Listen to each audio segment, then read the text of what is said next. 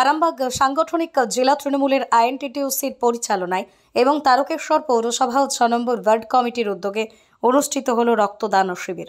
আইএনটিটিউসির রাজ্য সভাপতি ঋতব্রত বন্দ্যোপাধ্যায় আজ এই শিবিরের উদ্বোধন করেন। প্রদীপ প্রজ্বলনের মধ্য দিয়ে শিবিরের উদ্বোধন করেছেন তিনি। জানা গেছে আজকের এই শিবিরে প্রায় 300-রও অধিক রক্তদাতা স্বেচ্ছায় রক্তদান করেন। সেই সকল রক্তদাতাদের হাতে একটি করে চারা গাছও তুলে দেওয়া হয়।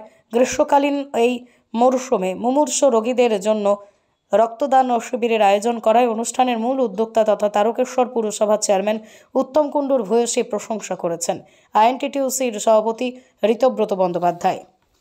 উত্তম কুণ্ডু, আমি বারবার যেটা বলি যে উত্তম কুণ্ডু আমাদের এই জেলার সাংগঠনিক জেলার আইএনটিটিউসি সভাপতি বা তারকেশ্বর পৌরসভার চেয়ারম্যান এটা পরিচয় নয়। উত্তম কুণ্ডু জনগণের নেতা, মানুষের নেতা।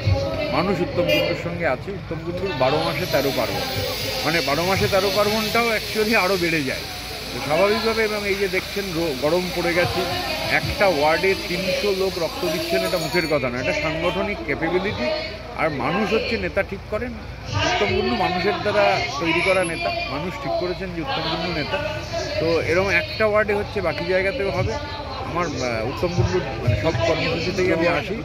দুটো এটা 3 নম্বর হচ্ছে, সবগুলোতে হবে।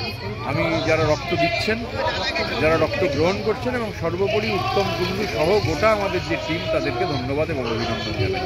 তারকেশ্বরের সর্বপ্রথম মডিউলার ওটি-যুক্ত hospital Tarakeswar Apollo multi speciality hospital. যোগাযোগ নাম্বার 03212276400 অথবা 9474147604।